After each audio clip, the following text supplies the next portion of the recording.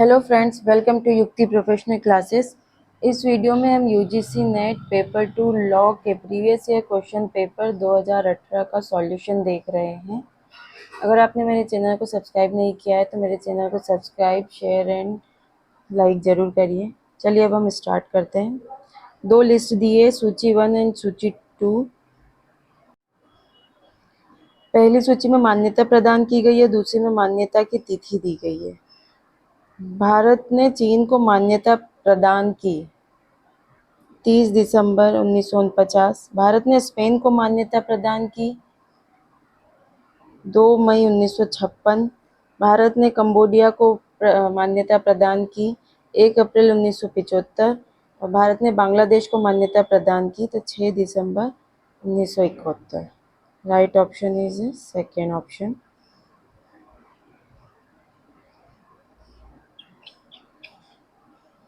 Next question. निम्नलिखित में से कौन से कथन सही है? पहला, प्रत्यर्पण संबंधी यूरोपीय अभिसमय को पेरिस में 13 दिसंबर 1964 को स्वीकृत किया गया। दूसरा, राजनीतिक अपराधों के लिए अप्रत्यर्पण की प्रथा 1779 की फ्रांसीसी क्रांति से आरंभ हुई। तीसरा, 16 जून 1987 को दक्षिण एशिया क्षेत्रीय देशों के सचिवों ने प्रत्यर्पण संबंधी समझौता किया। चौथा, राजनीतिक अपराधों के लिए अप्रत्यर्पण के संबंध में फैक्टर बनाम लोबेनहेमर एक प्रमुख वाद है। राइट ऑप्शन है यहाँ। राजनीतिक अपराधों के लिए अप्रत्यर्पण की प्रथा 1789 की फ्रांसीसी क्रांति से प्रारंभ हुई और 16 जून 1887 को दक्षिण एशिया क्षेत्रीय देशों के सचिव ने प्रत्यर्पण संबंधी समझौता किया। Option second and third is correct. Next है, यूएन चार्टर के निम्नलिखित में से किस अनुच्छेद के अनुसार सभी महत्वपूर्ण मामलों के लिए सुरक्षा परिषद के 9 सदस्यों, स्थायी सदस्यों सहित का सकारात्मक मत आवश्यक है? अनुच्छेद 25, अनुच्छेद 43, अनुच्छेद 51, अनुच्छेद 27।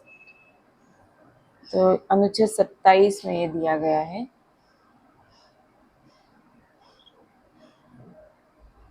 अगला क्वेश्चन। सूची एक में प्रावधान दिए हैं, सूची 2 में अनुच्छेद दिए हैं। आर्थिक और सामाजिक परिषद का गठन यूएन चार्टर का अनुच्छेद 61 में दिया गया है। न्यासी परिषद का गठन यूएन चार्टर का अनुच्छेद 75। संयुक्त राष्ट्र से किसी सदस्य का निष्कासन तो यूएन चार्टर का अनुच्छेद 6। संयुक्त राष्ट्र में सदस्यों का निलंबन तो ये अनुच्छेद 5 में दिया है। Right option option first is.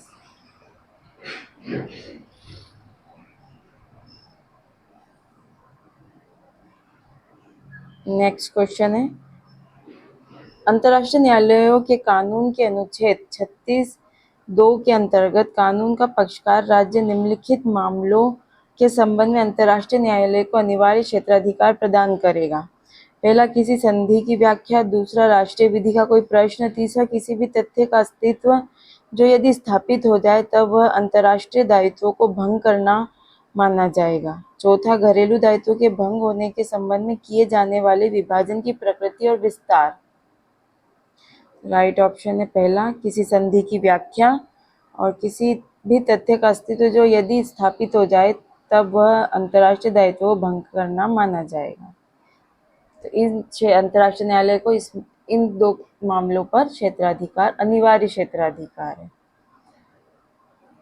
Right option है option second, first and third. Next question है, अभिकथन ए मंच सत्रावसान का सिद्धांत में उल्लेख है कि न्यायालय की अधिकारिता ऐसे मामले में होगी जिसमें इसके पास अन्यथा अधिकारिता नहीं है, जहां प्रतिवादी अपने विरुद्ध कार्यवाही आरंभ किए जाने के पश्चात अधिकारिता से सहमत है। तर्क है, मंच सत्रावसान का सिद्धांत के कार्य रूप में आने की परिकल्पना संयुक्त राष्ट्र संघ के चार्टर के अंतर्गत की गई है और साथ ही अंतर्राष्ट्रीय न्यायालय की संविधि में भी इसका उल्लेख है। ये दोनों स्टेटमेंट सही है और आर ए का राइट एक्सप्लेनेशन है। अगला क्वेश्चन,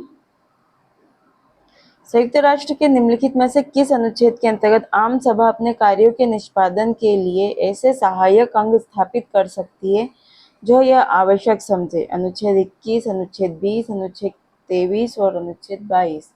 तो अनुच्छेद 22 इसका सही उत्तर है। अगला है, निम्नलिखित में से कौन सा विधिवेत्ताओं का समूह मान्यता के उद्घोषक सिद्धांत के प्रमुख प्रतिपादक है?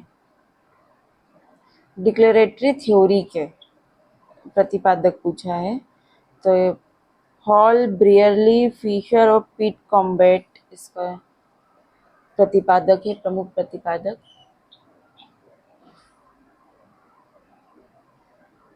हिंदू विवाह अधिनियम 1955 के अंतर्गत किसी व्यक्ति के संदर्भ में सपिंड संबंध का विस्तार है। तो माता के वंशक्रम में तीसरी पीढ़ी समावेशित तक और पिता के वंशक्रम में पांचवी पीढ़ी समावेशित तक। तो ऑप्शन सेकंड करेक्ट है।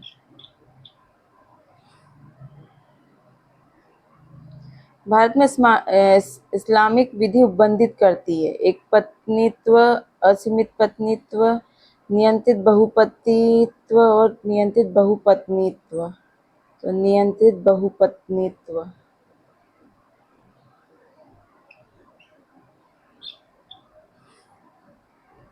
नेक्स्ट है, सूची 1 और सूची 2 का मिलान करना है।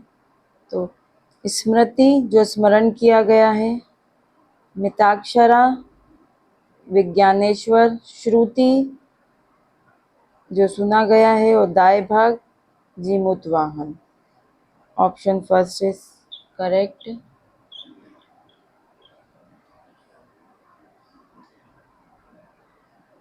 नेक्स्ट क्वेश्चन है कि हिंदू विवाह अधिनियम 1955 के धारा दी है और वो किससे, उसके उपबंध के बारे में दिया है, तो उससे सही मिलान करना है।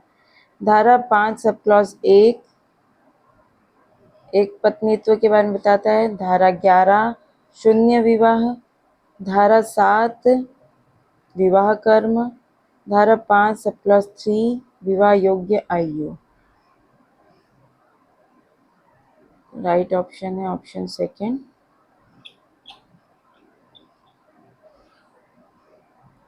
नेक्स्ट है, अभिकथन है हिंदू दत्तक ग्रहण और भरण पोषण अधिनियम 1956 के अंतर्गत दत्तक लिया गया शिशु दत्तक ग्रहण की तारीख से सभी प्रयोजनों के लिए उसके पिता या माता का बच्चा माना जाएगा।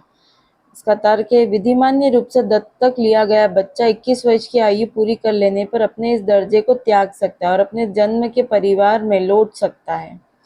यहाँ स्टेटमेंट ए सही है लेकिन आर गलत है। Option third is correct.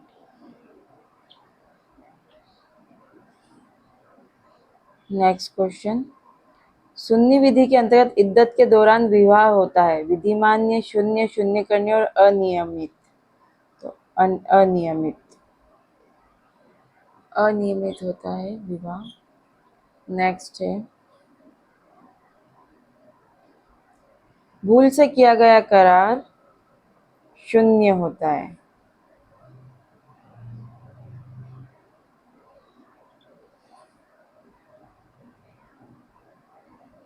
सही कथन को चिन्हित कीजिए। हिंदू विवाह अधिनियम 1955 के अंतर्गत पति भरण पोषण का दावा कर सकता है। दूसरा, शील भ्रष्ट पत्नी अलग रह सकती है और हिंदू दत्तक और भरण पोषण अधिनियम 1956 के अंतर्गत भरण पोषण का दावा कर सकती है। हिंदू दत्तक और भरण पोषण अधिनियम 1956 के अंतर्गत ससुर व्यक्तिगत रूप से विधवा पुत्र वधू को भरण पोषण देने के लिए दायी है। हिंदू दत्तक और भरण पोषण अधिनियम 1956 के अंतर्गत भरण पोषण पद में अविवाहित पुत्री का विवाह खर्च शामिल नहीं है। इसमें हमें सही बताना है। सही सिर्फ इसमें एक है, हिंदू विवाह अधिनियम 1955 के तहत पति भरण पोषण का दावा कर सकता है। अगर वो सक्षम नहीं है तो वो दावा कर सकता है।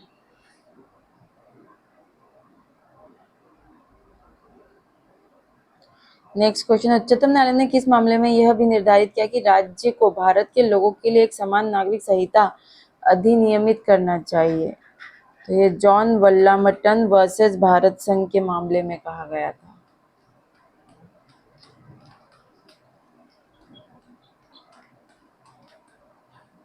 नेक्स्ट क्वेश्चन है,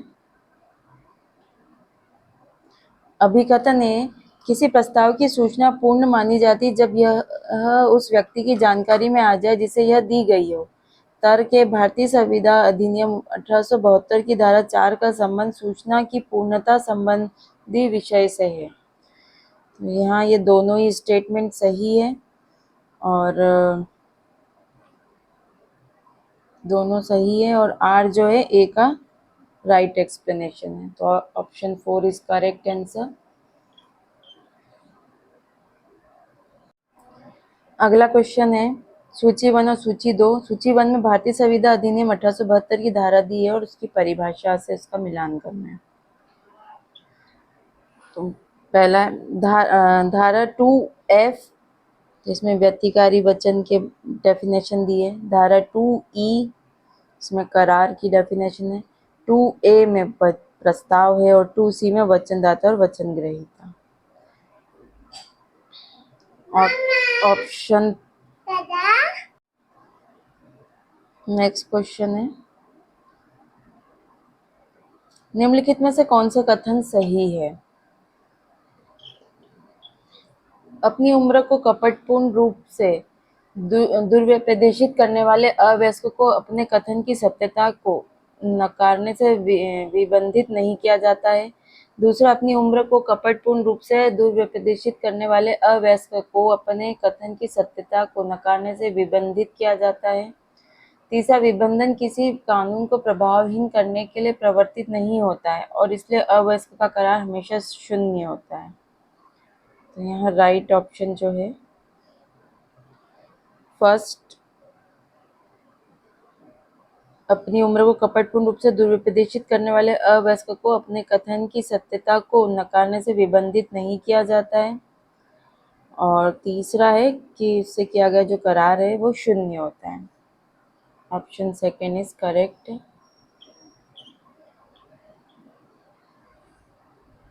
नेक्स्ट क्वेश्चन है एक मालिक अपने नौकर से उसकी साइकिल बाजार मूल्य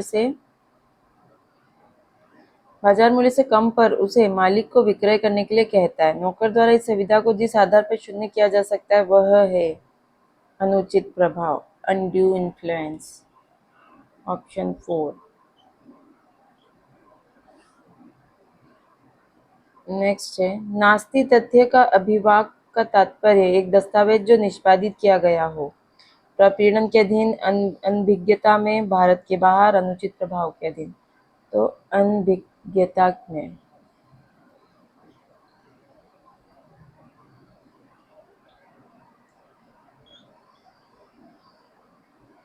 नेक्स्ट क्वेश्चन है हेडले वर्सेस बक्सेंडेल का प्रमुख वाद निम्नलिखित से संबंधित है। अवयस्क का करार, प्रत्याशित भंग, अंतर्निहित शर्तों को भंग करना, नुकसान की दूरस्थता। तो नुकसान की दूरस्थता।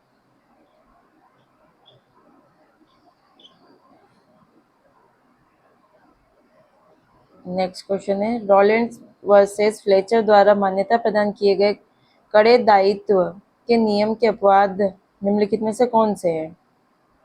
पहला, प्रतिवादी की चूक। दूसरा, ईश्वर का कृत्य। तीसरा, तृतीय पक्ष की सहमति। चौथा है संवैधानिक प्राधिकारी।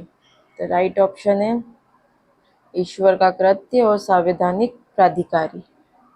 दूसरा और चौथा इसका राइट ऑप्शन है। Option 4 is correct. Next match the column करना है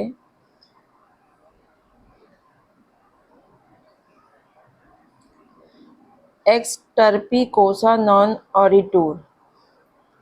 तो किसी अनैतिक कारण से कोई कार्य उत्पन्न नहीं होता है।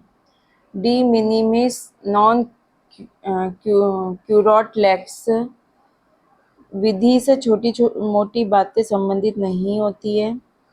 कोसा कोजॉन्स, तात्कालिक कारण। और डी डाइन इन ईडम दैनंदिन। Option second is correct. आज के लिए इतना ही, मिलते हैं नेक्स्ट वीडियो में। Thank you.